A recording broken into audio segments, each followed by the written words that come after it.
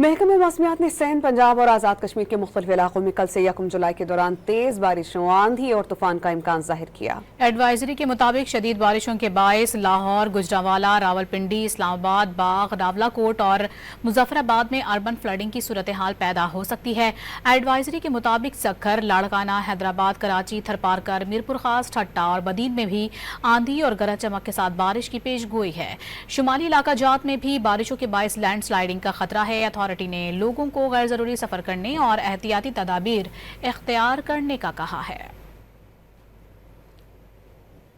محکمہ موسمیات نے سندھ، پنجاب اور آزاد کشمیر کے مختلف علاقوں میں کل سے 1 جولائی کے دوران تیز بارشوں، آندھی اور طوفان کا امکان ظاہر کیا۔ ایڈوائزری کے مطابق شدید بارشوں کے باعث لاہور، گجرانوالہ، راولپنڈی، اسلام آباد، باغ، راولہ کوٹ اور مظفر آباد میں اربن فلڈنگ کی صورتحال پیدا ہو سکتی ہے۔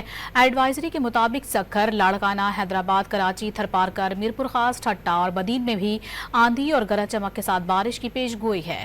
شمالی علاقہ جات میں بھی بارشوں کے باعث لینڈ سلائیڈنگ کا خطرہ ہے۔ اتھارٹی نے لوگوں کو غیر ضروری سفر کرنے اور احتیاطی تدابیر اختیار کرنے کا کہا ہے۔